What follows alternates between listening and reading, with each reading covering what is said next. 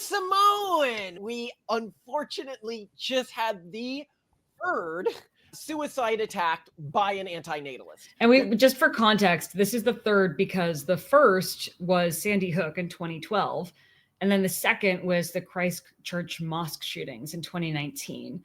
Both were perpetrated by people who were antinatalist, either literally part of the movement, like familiar with the philosophical concept of efilism, which is the extremist branch of antinatalism, which is like, oh, let's also remove life without other people's consent. And yeah, that was Adam Lanza. We'll get more into Adam Lanza, I want to, at least. But the point being is antinatalists, and this is something where it's a very large community. They're probably as large as the perinatalist community if you look on Google Trends. If not larger, actually. I want to argue that actually it's quite larger. It's larger than you think. Yeah, which we'll get into later. But what they believe is that humanity would be better off not existing.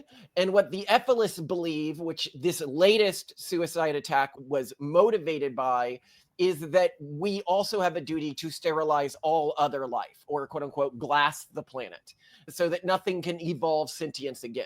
So we're going to be getting into these beliefs. It's been a while since I explained why they're really stupid, and actually the ideas behind them, while they make sense if you do not allow them to be challenged by any sort of outside logic, the moment you apply like outside practical logic to them, they begin to fall apart really quickly. And so it's a weird sort of logical framework in that it has internal consistency, I'll admit that, but it lacks basic logic.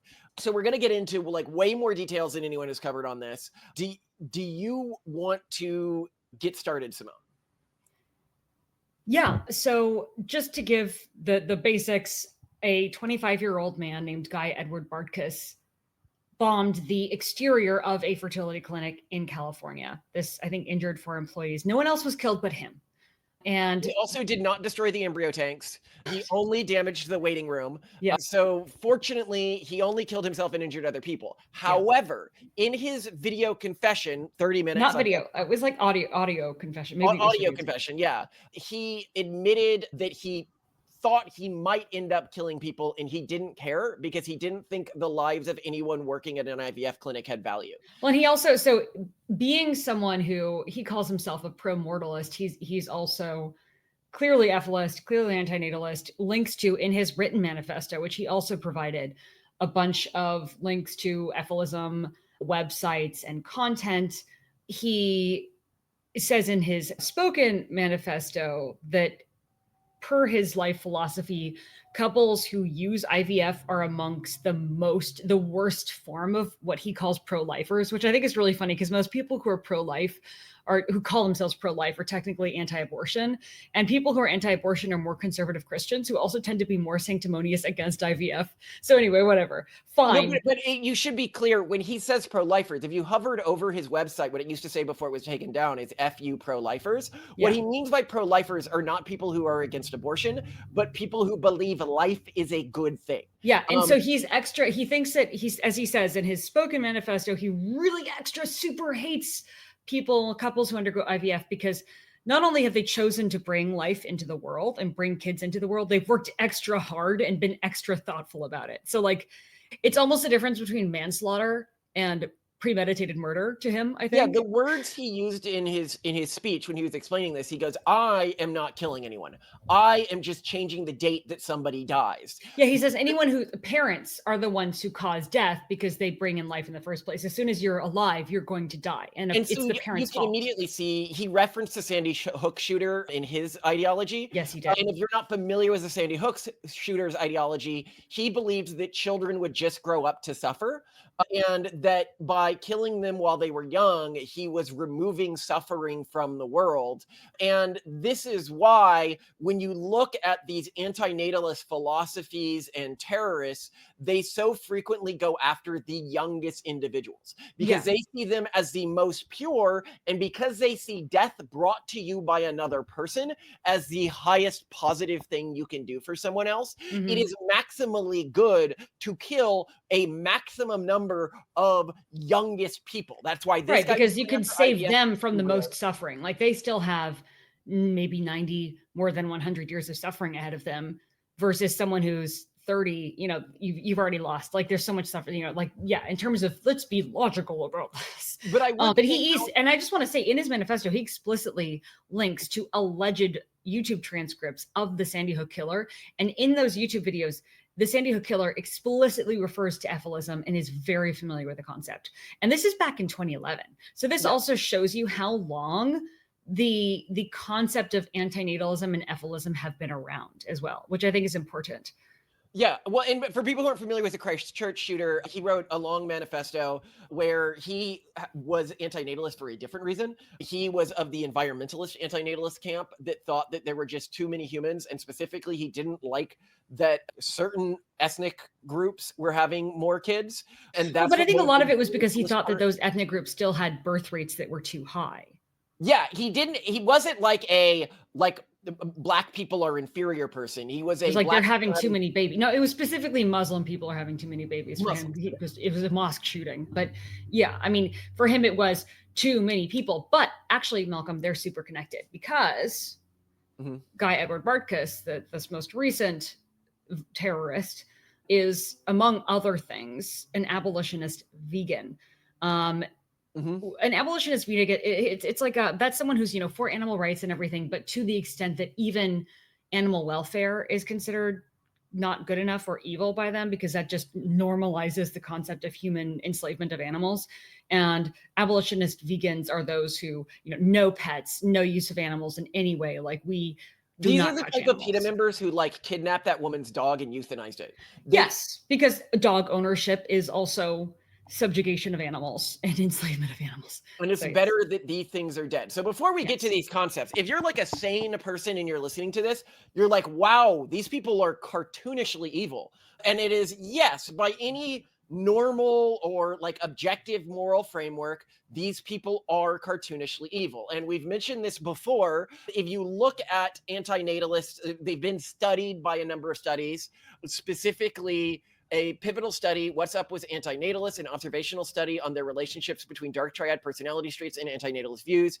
Schrodinger 2021 found strong associations between Machiavellianism, psychopathy, and antinatalist views, with depression acting both independently and as a mediator. This study widened the scope of dark triad research previously linked to socially aversive moral judgments to include antinatalism.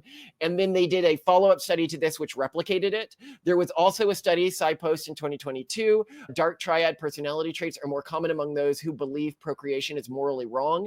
Again, narcissism, Machiavellianism, and psychopathy.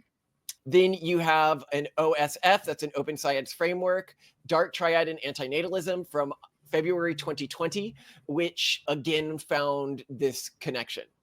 All right, so I agree with you, and we can go into stuff about this kid's upbringing and background that indicate that he is. Well, he didn't have a father in the picture, which I think is a really big thing here.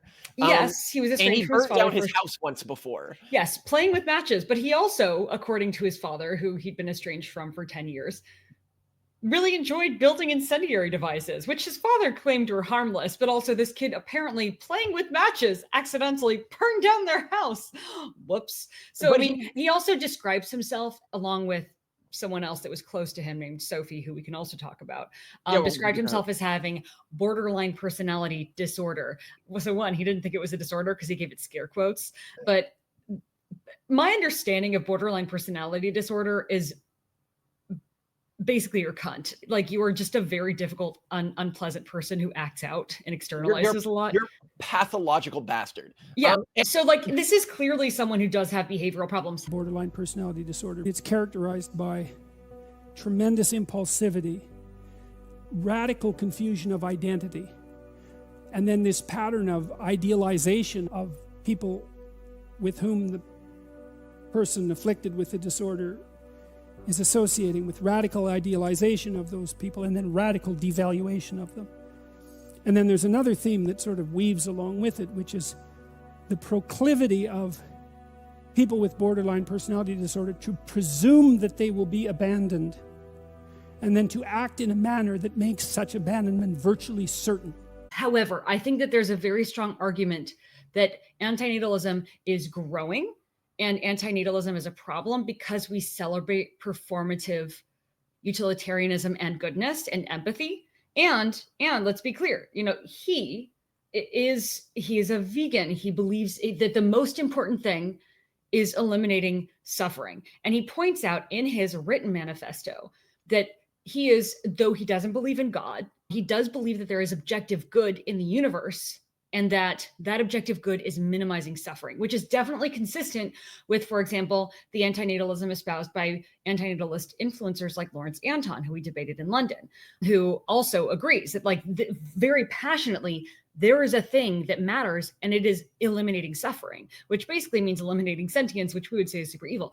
But let's just, to be clear, he explicitly says in his manifesto, our view is the opposite of nihilism. No, we don't believe in God, but yes, we do very, very, very passionately believe in this purpose. And this is, I think, what drives them to a certain extent to engage in acts of terror instead of just offing themselves, because they are very zealous in this belief, which makes them dangerous. It's one thing to be nihilistic and I don't care about anything, everything's horrible. More than that, I think one thing you'll find with antinatalism is, and you see this repeatedly when people get involved with the antinatalist community or ideas, is that antinatalism drives depression. It's not the other way around. I do not think it's that depressed people are more likely to become antinatalists. I think it's, and you see this in this guy's writings, he was talking about how he first heard about this idea and it seemed stupid to him at first. And then he began to engage with it and think about it more. And he talks about how as he ruminated about it more, he became more and more depressed. And it seems that he probably was infected with this idea by this girl, Sophie. So this was not his girlfriend. Shortly before he ended up doing this girl had asked her boyfriend to shoot her in her sleep. Now her boyfriend's in jail for murder, which is one of these things where it's hold on, you were gonna kill yourself anyway. Why couldn't you have just taken the role of the boyfriend? If you were actually a moral person, why don't you murder Sophie in her sleep and then you murder yourself? Yeah. And you don't need to bring other people into this. Yeah. For people who are so obsessed with consent, what's really interesting is him going out and attempting to murder innocent people. He cared so little about the consent of others. And you talk about him building incendiary devices and stuff like this. This was not a competent person, mind you. This is somebody who, for example, tried to live stream the attack, and the live stream didn't work.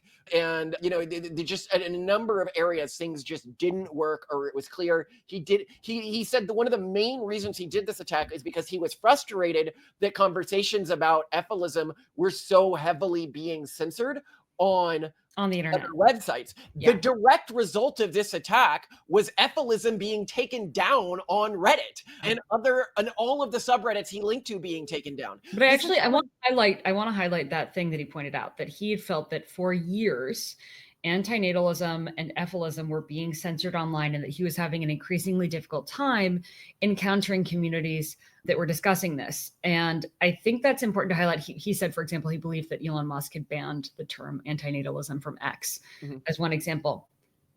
Despite this, despite what may be, and this is alleged, I haven't necessarily tested it out. Obviously, there's more that's been taken down now because of this action, but allegedly, there is censorship of these concepts online.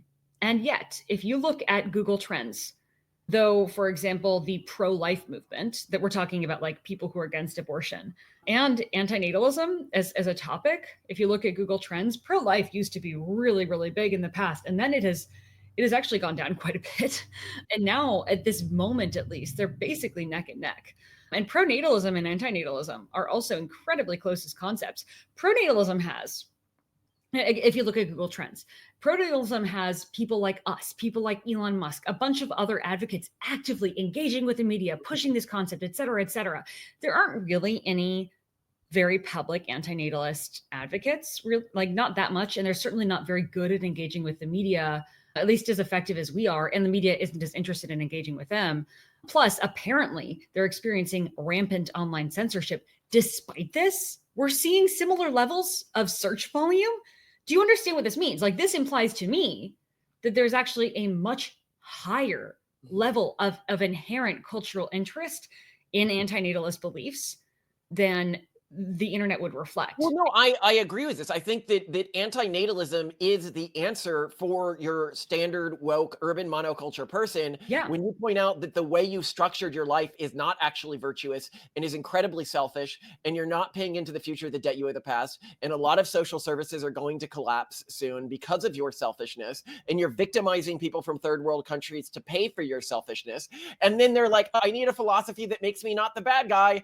And so this is their answer. Moreover, it's a philosophy that if you watch our video on like pessimists and doomerism and how it's psychologically protective, it is an incredibly psychologically protective movement because it allows you to always just be that pessimistic person in a group. When somebody else is excited for a thing or happy to do a thing, if you come in and you talk down to them or you look down on them, this is incredibly, you look both to yourself and to other people in the room like the more mature person, like the person who has control of the conversation. Every day's a great day to be a pessimist. 'Cause you can't be disappointing if everything's annoying. Oh yeah, you look sophisticated, you look erudite, you look dispassionate, and yeah. You know, like the French philosophy guy, Beatnik. Some people think the beatnik is merely a bum with sunglasses, but he is more than that. Though not much. Beatniks hang out in unemployment lines, health food stores, but most of all in coffee houses. The beatnik is often fond of reading poetry to jazz. Thusly, Mary had a swinging lamb. He followed her to school. She hocked his wool for a bongo drum, and man, that lamb was cool. Thank you, Mr. Nord. Right, you know, and it's I get it, right? Like I see why all of this is psychologically protective and why it is so desirable to people who care so much about the ways that other people see them rather than actually trying to do good.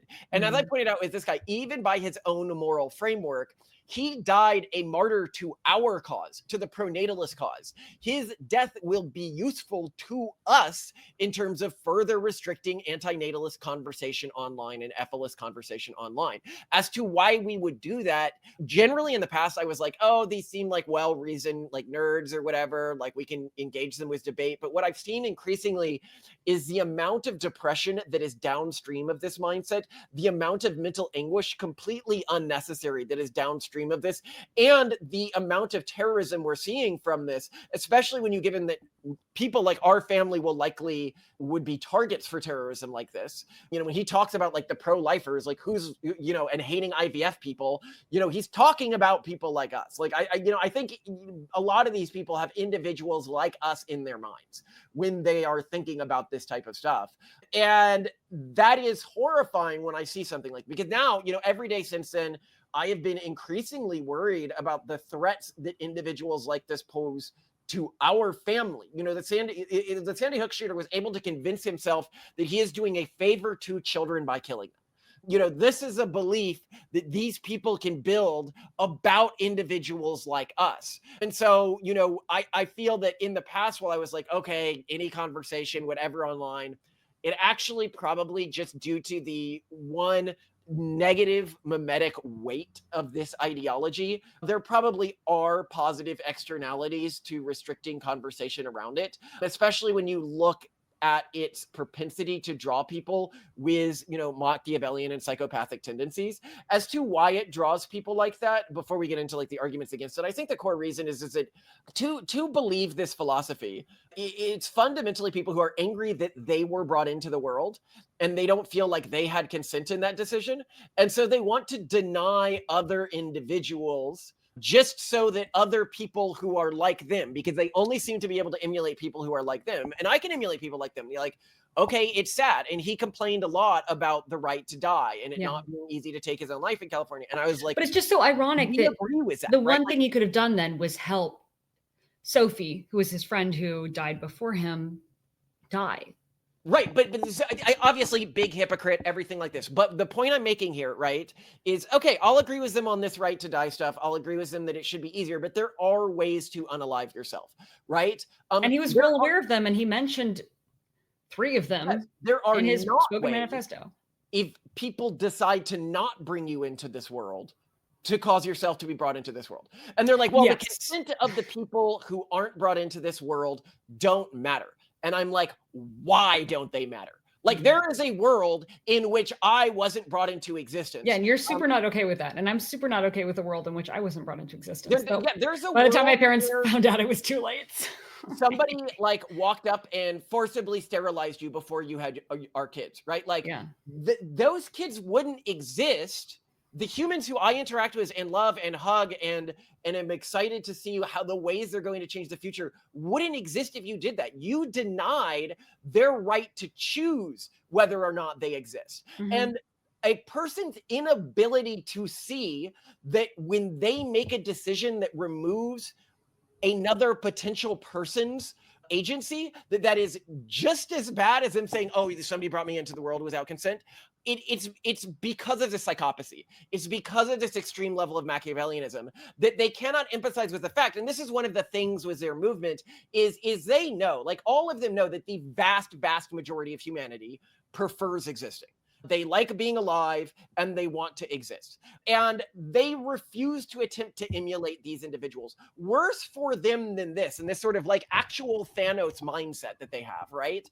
Worse than that for them is that when you look at what people say gave their life a meaning on their deathbed, if you look at, like, to me, I think great artistic depictions around like a good life. You're looking at like the end of Gladiator when he dies and, you know, he sees his family and the kid and his hands on the grain. Or you look at the end of Grandma and Grandpa Turn Young Again, that always tears me up. And I'll put these here. Don't do it to me. Don't do it. 翔太君、あとは任せたぞ。じゃあ何かあったらよ。やってみる？そうだね。なあ、ばあさま。ん？少し歩かんか。ばあさまには劣るがの。またじいさま。で休憩するか。だな。くらいいい天気だの。だな。さま。しおりさすがわしらの孫。で成績もうなぎの。してるそうでな。その話題でばあさま。玄関に無言で置いていくの。吉明も就職先が見つかったら明日のことなどわからん。ていくか想像もつかん。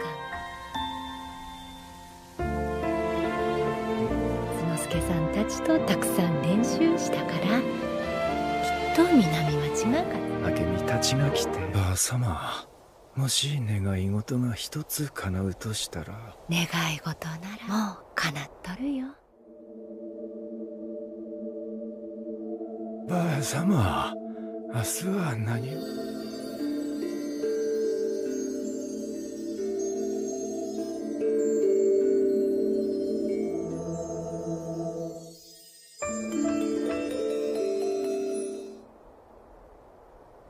もうそんなところで寝たら風邪ひいちゃうよ、二人とも。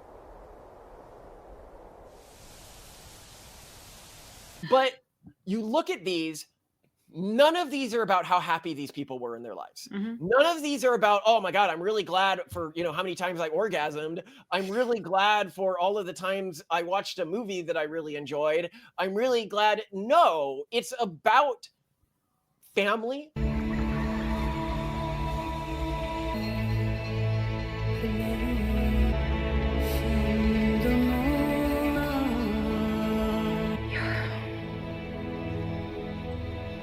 It's room worth one good man's life.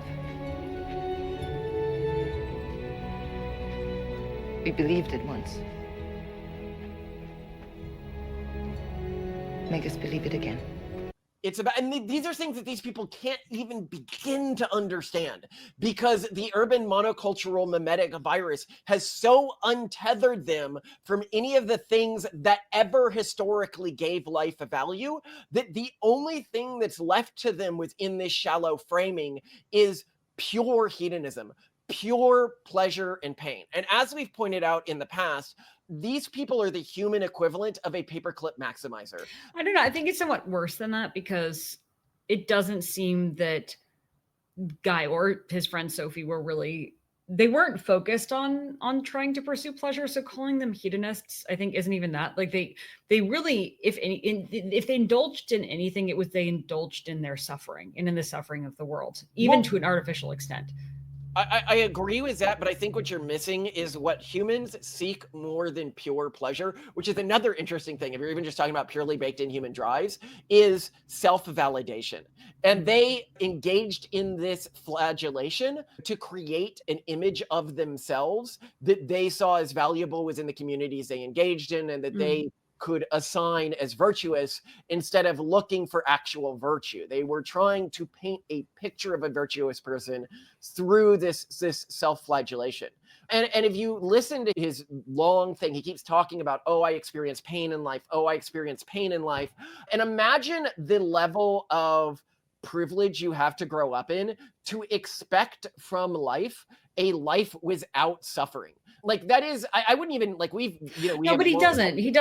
And one of the things that I just don't understand, he kept saying, life is a zero-sum game and no one wins. And I'm like, one, like if it's zero sum, someone's winning. And I don't think he actually understands what zero sum means. He even says, he didn't seem to understand what zero sum. Yeah, he was like, did I say that right? I hope I said that right. I don't. So one, hold on. Definition time. Zero sum means a game in which you can only win by hurting somebody else. Yeah, like there's a limited resource. Like there's 3 points, and if I take 2 points, then you don't have those 2 points. But I literally don't think that's what he thought, because he thought everyone loses. So like, I mean, if life were a zero sum game, then like, good for the winners. You know? By the way, just for clarification, life is literally quite the opposite of a zero sum game. So true, and that's the thing. I really don't think he knew what he was saying. Pleasure or satisfaction ends up giving somebody else pleasure and satisfaction. Yes. Whether we are talking about sex or being a good parent for your kids or creating a good book or movie or creating a good video game or, everything. Well, even happiness is infectious. When you're surrounded by depressed people, you tend to get more depressed. When you're surrounded by happy people, I think you get more happy on average. Even consider the creation of this show that you're listening to now. When I create an episode that a lot of people like and find enriching and makes their lives better, I feel happy. I get positive emotional response from that. When I create an episode that does the opposite, I get a negative emotional response. That is literally the antithesis of a zero-sum game. Yeah.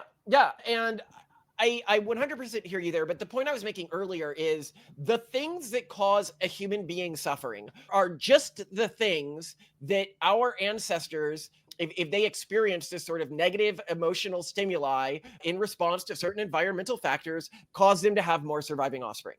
This is their sort of hard coding. If you say, is that the thing of core value in the universe, the thing that led to our ancestors having more surviving offspring? I'm like, very obviously not. Like, and this is why I call him a paperclip maximizer to an extent, at least in regards to the suffering emotion, in regards to his logic, is that, he would say to us, well, you wouldn't like it if I forced you to suffer. This is the same way of like a group of paperclip maximizing robots saying to another one, well, you wouldn't like it if I stopped you from making paperclips. And it would be like, well, yeah, I mean, obviously, but what's odd about him actually is that he wasn't even arguing that per se. He literally resented anyone trying to make his life nice. For example, he talked about how annoying it was when friends would try to get him to go to a concert with him and force him to have fun. Well, because it subverts his self-perception of this suffering individual. That was what was core to him above all else. And this is why I think that ethicist and antinatalist communities are so toxic at the end of the day, is because if you are a happy or chipper person within these communities, you end up being attacked or low status within these communities. You need to cultivate, to work your way up within these status hierarchies, an incredibly pessimistic view of reality. Which he represents in a big way. And we're going to do another episode where I'm going to contrast two animes that I think do a good job of sort of representing different ways of seeing things. One is Chinubiyu, about this girl who pretends that she has magical powers as sort of a coping mechanism around her father dying, and she's living a really terrible life.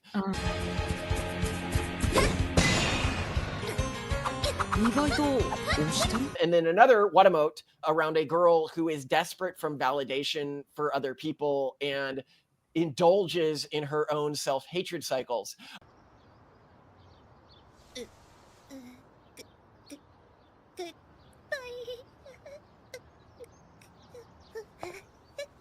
Later. I did it! I had a totally normal conversation with someone! She changed too much! Is this even the same person? Why did she come to meet me in a miniskirt? Is she trying to seduce me?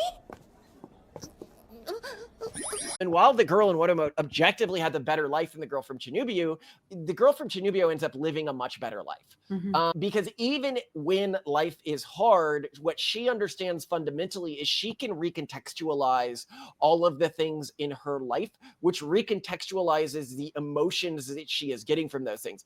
Our emotional systems are so simple to hack. But the other thing about Well, this is why we like the Addams Family so much too, is that they really epitomize this. She recognizes that she can choose whose validation she seeks. She doesn't need to seek it from just everyone or from toxic communities. And if you seek the validation of toxic communities, it over time corrupts your soul. Whatever you want to say, soul or anything like that, until you're this shadow of a human like this individual had become.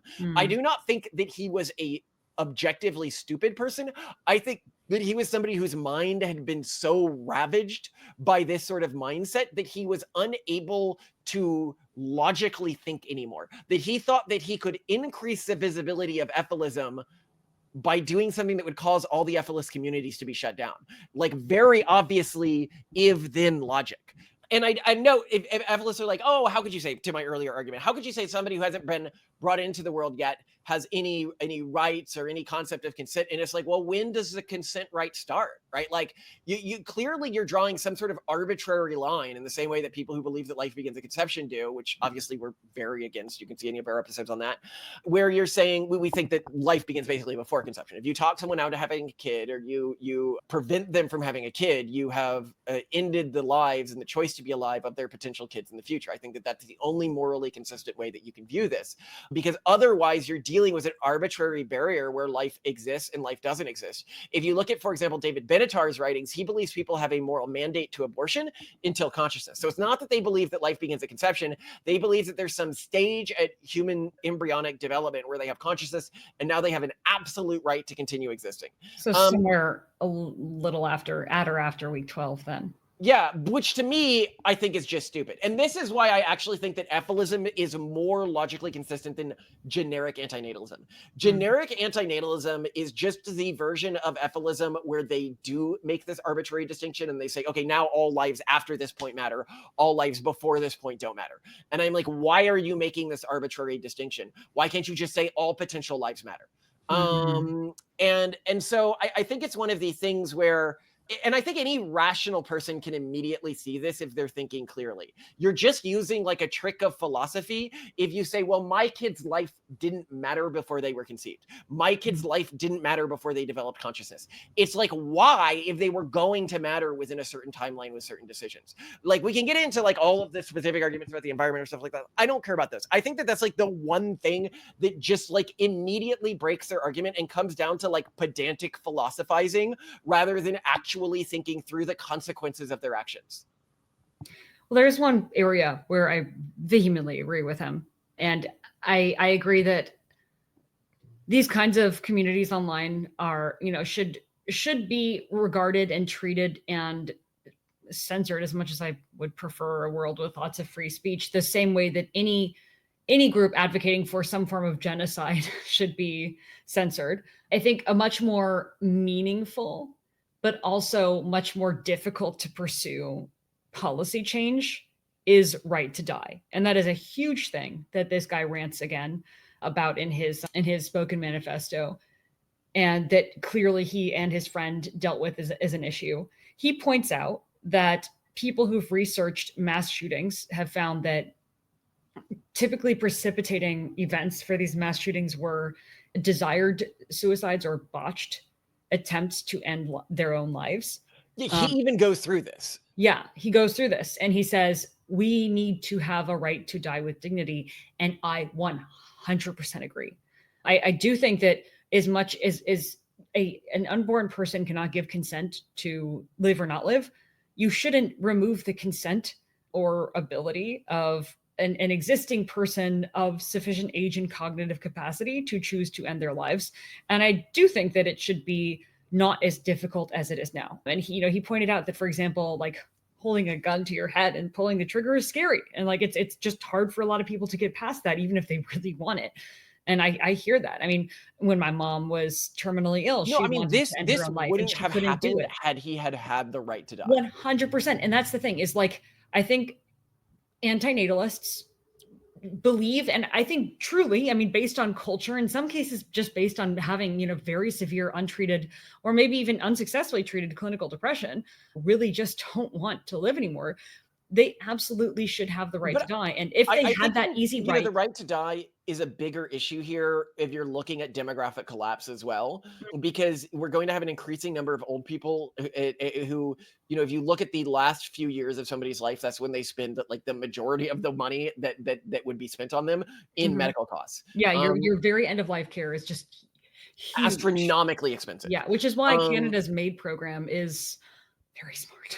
Yeah, you can look at our thing of, is it okay for Canada to be killing sad homeless people? And we did have an episode on this where we argue about this pretty extensively. And I think it's just something that anyone who's being practical is eventually going to be like, yeah, we need to stop restricting this. And at the end of the day, if you're like, well, but then they go straight to hell or they're defying God. Look, the people who are doing this don't believe in God anyway. Like, exactly. Yeah. So the people who believe this is wrong are not going to do it. And the people who you shouldn't impose your culture on other people. It's just wrong. Yeah, so I will agree with him on that point. All this violence could have been avoided. It's not fair. His violence could have been avoided, but I think his violence also could have been avoided if these communities access to them was more restricted. Like, I don't see anything. Yeah. There's like literally zero positive externality, and I think that websites that host communities like this, like Reddit and stuff like that, need to be further pressured. It is obviously beyond the pale for them to have a group that says we need to sterilize all Black people or we need to sterilize all Jews. Why is it not equally bad to have a group that says we need to sterilize all people? Yeah. It should be like multiplicatively worse for them to be hosting these groups, especially when these groups seem to be motivating as much terrorism as these other groups. Yeah. And it's just, oh, well, and worse is these people's terrorism always targets like children and young people. That's the other thing about it. They have like a uniquely evil form of terrorism that is completely downstream. And you see this in this one guy's speech, is that he didn't want to. In the same way the girl who got her boyfriend to kill her, he didn't want to be responsible for his own death. All of the anger that you see was in the epilist community can fundamentally be boiled down to, I hate that I am burdened. I go around telling everyone I would rather be dead. And I hate that I am burdened with having to follow through what I am going around telling everyone for status. I hate that responsibility is on me. Why couldn't somebody else have burdened that responsibility? My parents or something like that. And I'm willing to deny thousands of other people who would want to live the right to exist, just so other people who might be in my position don't end up in that position. Mm-hmm. And to me, that's just like, what? Like the level of narcissism required to have that perspective. But it is, within any efilist writing, you will always see it as the core thing that is leading to this. Because the easy answer to all this is, well, you should just take your own life then, right? Like, you have a choice to not exist. But if I don't bring my kid into the world, they don't get the choice to exist. You always have a choice. And this is fundamentally why the efilist ideology, why you see terrorism from them and not from pronatalists.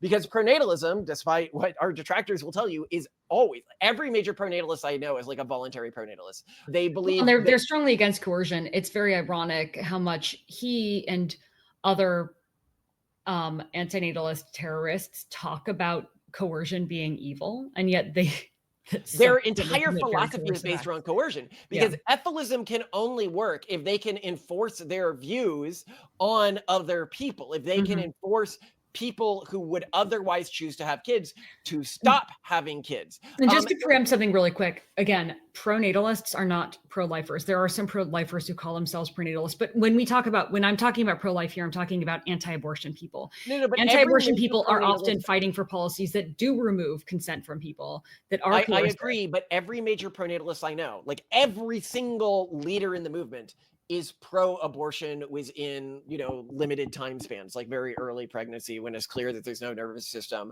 Every major pronatalist advocate I know is pro never coercing anyone to have kids. We are very happy that dinks are leaving the gene pool. We are very happy that people like this guy are leaving the culture and gene pool. And, I think that cultures and people who like being alive and want more people like them to be alive in the future should be the ones who populate the future.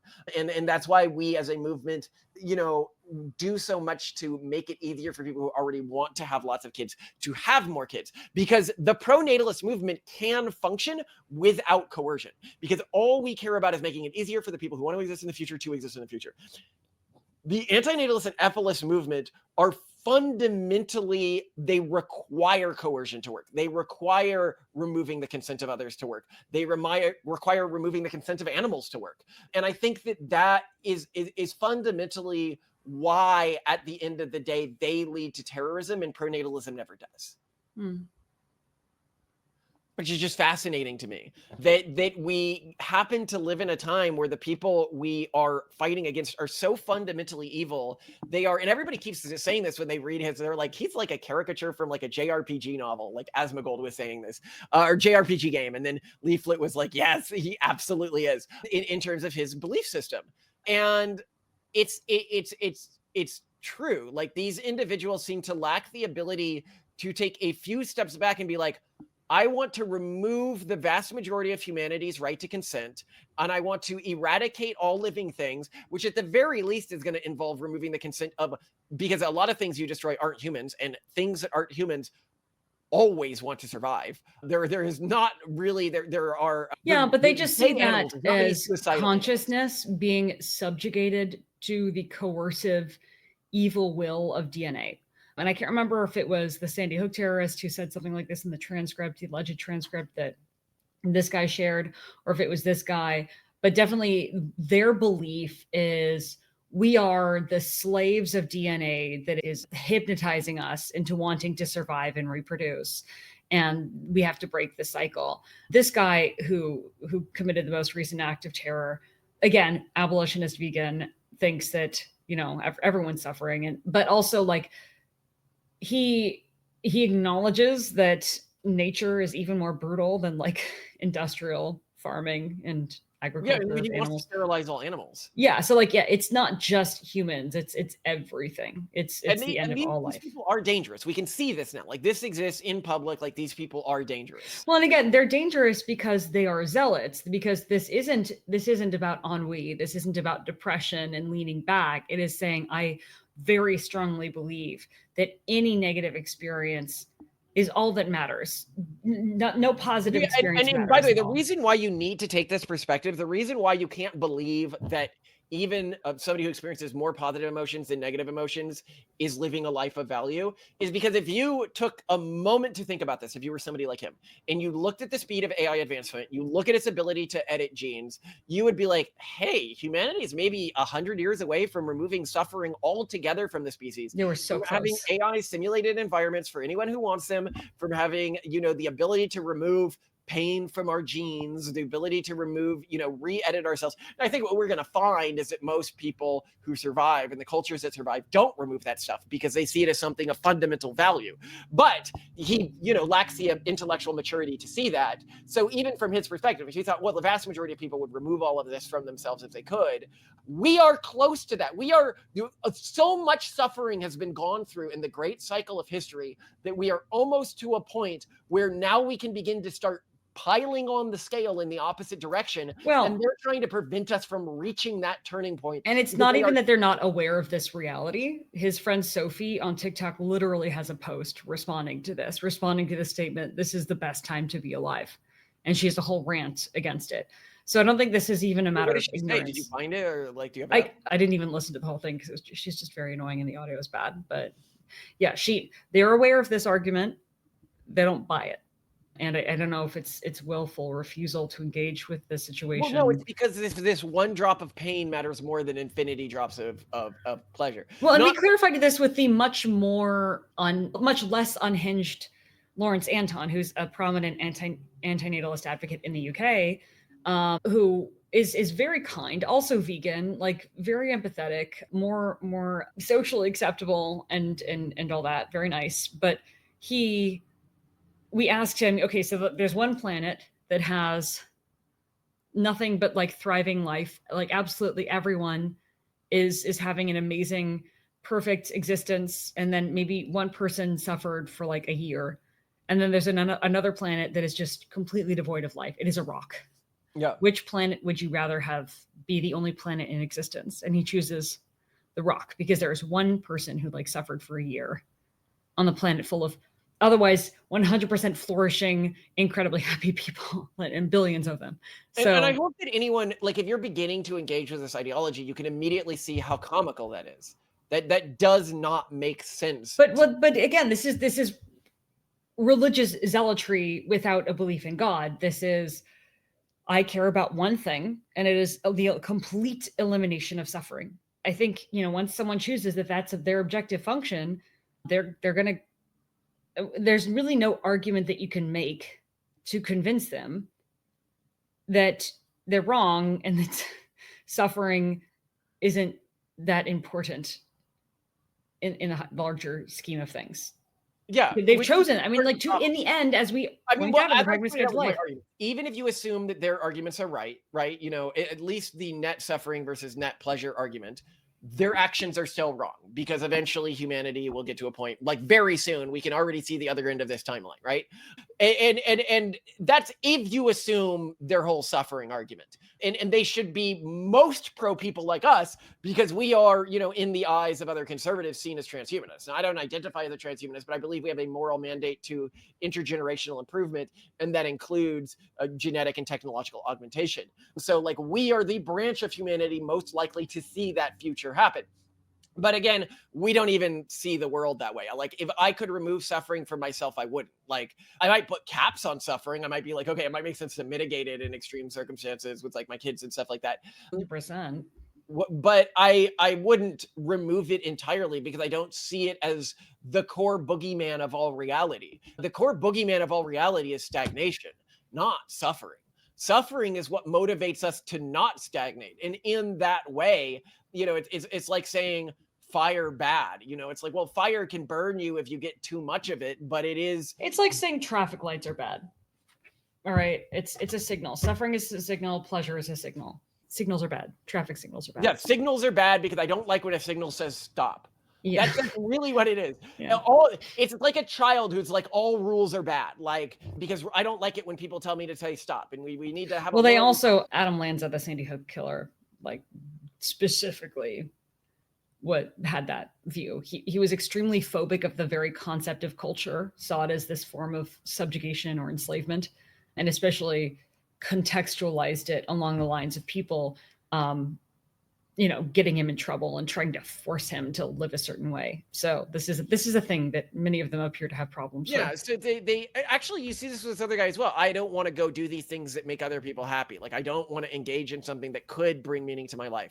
And so I think what you're seeing here, and you might have pulled on something that I hadn't realized before. A lot of these antinatalists and efilists hate culture as well. They hate anything, whether it's cultural, biological, or even intellectual, that puts constraints on their actions.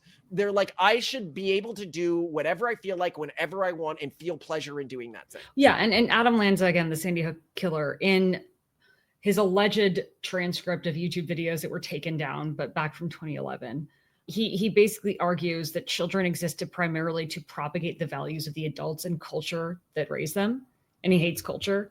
So, like, you could see why he targeted children in his act of terror, because he's like, these people are the victims and vehicles for this thing that I hate. Or you could he viewed it as a source of sorrow and horror, both to himself and for all being subjected to it. So yeah, there's definitely something going on there. And the same thing is what a emotionally healthy person would say is children exist to improve the culture of adults. That's why we get the benefit of old age and dying instead of living forever. And that's why most of the pronatalists I know are also anti-extreme life extension, because, you know, children are, my child, as opposed to extreme life extension, which is technologically in the cards of the near future, is my chance to say, hey, you know, Octavian, here's everything I believe. And now he, without my prejudices, without my perspective, can say, okay, well, here's the parts of that I agree with. Here are the parts of that I disagree with.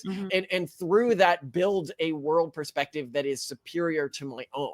And this is why I'm okay with that. And I think that's the way emotionally healthy people view kids. Is kids get to pass judgment on their parents' perspectives.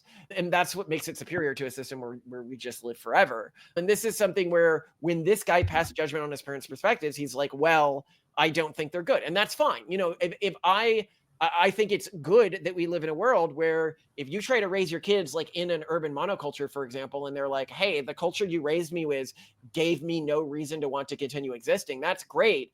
Just don't then attempt to remove the consent of others. Like, this is a decision that you're making for yourself. And it's a decision that I advocate and I'm okay with. And so I almost wish there was a form of this antinatalist philosophy that was just focused on self-deletion instead of other deletion. Yeah, in normalizing euthanasia, opt-in euthanasia. Yeah, these people just need to isekai themselves. Like, imagine this guy finds out that the Buddhists were right.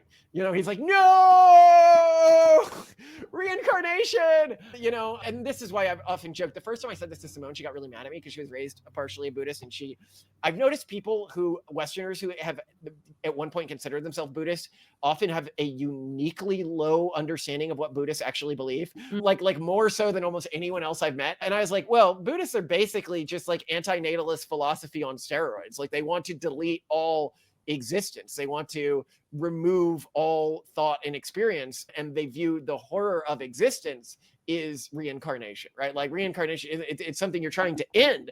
The first time I mentioned this to you, you were like, you got all mad at me. And then you did this weird thing where, like, a few days later, you're like, you were arguing from my perspective. And I was like, when did you change your mind? At the end of that argument, you were mad at me. A few days later, you 100% believed me. Well, what changed there? I thought about it.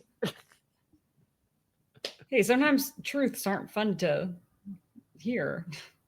And if you watch our stuff on like spiral versus anti-spiral ideologies, you should check out our tract on this. Mark my words, this drill will open a hole in the universe, and that hole will be a path for those behind us, the dreams of those who have fallen, the hopes of those who will follow. Those two sets of dreams weave together into a double helix, drilling a path towards tomorrow. Like, how do techno-Puritans define good?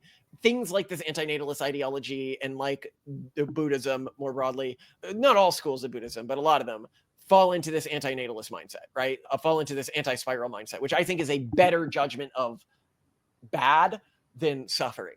And then you have the obviously the spiral instead of the anti-spiral, all comes from Gurren Lagann, which I think is a very good and tight description of what good is. Any final thoughts, Simone, or any other things you ran into about this guy? No. I mean, aside from that, maybe he was radicalized by his friend Sophie, who he deeply admired. He linked to her social media pages. He said that his assumption, if he remembered correctly, was that if one of them died, the other one would shortly follow. So I feel like she absolutely played a role in radicalizing him. Her online handle typically was vegan-antinatalist, like vegan antinatalist. And I love how they're fundamentally both in their death prove themselves to be fundamentally selfish and self-centered people. Because she ruined a man's life in her selfish her boyfriend's choice. Life by having him shoot her in her sleep. She could have taken that responsibility on herself. And this is what we regularly see within this community, is a refusal to take the responsibility themselves. Yeah. So I think it's important to point out the role that community does play in this, that I don't think, I mean, one, if he had been able to end his own life much more easily, this would not have happened. And he could have more easily. I mean, it wouldn't have happened like even more easily than we have today in our society. But there were other options for him. Well, and I think one of the reasons why he did what he did, though, was he wanted to raise awareness about. No, he wanted to, like an ant that's been infected by a, toxoplasmosis or what is it? Cordyceps virus. Cordyceps virus or fungus, where, it eats their brains and it just wants to spread itself. And after it's consumed everything that's inside of them, it drives them to go up a stalk of like grass so that a fungal growth can grow from it to spread the spores as far as possible. Nothing of the host survives. Your friend had a feeble mind. It suffered greatly and gave in easily. This mimetic virus had destroyed this guy's mind, and it decided to use his death to try to spread the virus to as many other people as possible. And fortunately, again, he died a martyr to our cause, not his own, because his death has been able to shut down the spread of the virus, because it had already so spongified his own mind that he didn't somehow think beyond self-validation that this would cause the topic to become more restricted in terms of a talking point and make us look like more of the good guy in the public eye. Maybe. I do worry that he has raised awareness about I know. I think we need to raise awareness of it as a terrorist movement. Yeah, but I think that people in the movement are kind of like, before the efilism subreddit was shut down, the top post after this happened was like, oh, is this us? I know, I loved it. And a bunch of the comments were people being like, well, we don't hold these beliefs. And then the top voted comment under it was like, yes, we do. Like, what are you talking about? Yeah. We absolutely do. Yeah. So, yeah. So that, I mean, it worries me, but yeah, everyone be safe out there, please, and be careful. Be safe out there, be careful. And we hope that, as we grow this movement, we can keep it, we don't ever have our own terrorists to deal with, which fortunately we haven't yet. And I don't know how pronatalism could motivate terrorism, because it just like motivates a life of dedication to the future and your children. We both work and sleep next to multiple firearms and other weapons. We have all these different security systems in our house. Like I would say that we've become more and more paranoid every single day. Yeah. So that's not great, but we get a lot of death threats. But we've got to do this. No one else is. Well, and now you can see why, right? Why people don't want to come out as pronatalists, because there are very... Well, I mean, I think that these movements, the antinatalists and the efilists, need to be stigmatized in the same way that we would stigmatize a racist who wanted to sterilize like black people, or an anti-Semite who wanted to sterilize Jews, or an anti-abortion activist who wanted to bomb clinics. Yeah. Which is what most people thought he was when this first came out. Just like, oh, right? No, I actually disagree with your thought there, because they could say, well, you don't frame all the anti-abortion activists this way just because of the most crazy people. What I am framing them negatively by is the beliefs that the mainstream of the movement holds, which is mass sterilization. That is a mainstream view. That is not an extremist view within the movement, because they know even if they convinced everyone, if there was a few people who didn't agree with them, and obviously most people aren't going to agree with them because most people like being alive, they can only win in the end by forced sterilization. I don't know. Lawrence Anton was very clear. I mean, and I think the purest and actually most logically coherent members of the Antinatalist I don't know. I disagree. I think are extremely against removing consent, and even these people who were in favor of and who are efilists and therefore are clearly for removing consent still talk about the evils of removing consent all the time. I think that the logically coherent element of antinatalism, not efilism, is we need to do this in a way where we convince everyone to not do this. Although that kind of gets more complicated because they also want to sterilize animals. But still, I'm just trying to... They know better than the animals are just so stupid. I'm trying to be charitable. Talk about like people in Africa. Like if you read about like David Benatar things about like poor starving people in Africa, he's like, well, they're basically just too stupid to know they should hate their lives. That's basically their argument. Right. I'm like, okay, oh my God, you can't understand how somebody with less than you could be more satisfied with their life. And this individual, it doesn't appear that he'd ever worked a day in his life, from what I could see. It doesn't appear like he genuinely had one of the least. He appeared to be from like a upper middle class family. It didn't appear that he had ever had any real suffering in his life other than growing up without a dad there. Yeah, I don't know. Anyway, love you to death, Simone. I love you too. Stay alive. Protect our kids. How's it doing being back from the cruise? Recording episodes again. Really good. I so miss having our talks. And yeah, I don't think people, I don't know. I wonder if other parents experience what we experience when we talk around our kids, when our kids start vehemently insisting that we must not talk. Stop talking. Yeah, I wonder if other. that's just like me and my desperate desire for attention. This is You gotta listen to me. I have something to say. But God forbid we have something to say to each other while they are present. No, that's not allowed. And then they have nothing to say. Yeah. Well, I mean, they just want to be the ones to talk. So they'll be like, well, and then the rocks, I have 2 rocks. Yeah, they get really shy the moment you show them a bit of attention. But they demand the attention. The attention is not optional. The attention is mandatory. So it's really nice to, before our kids get home, it's really lovely to talk with you.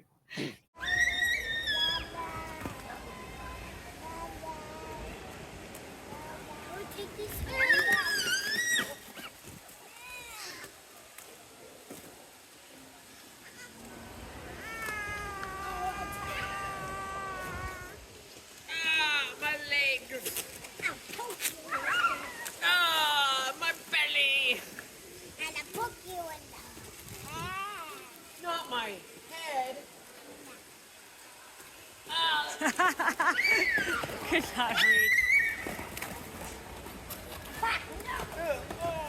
Oh, you've taken out all my innards.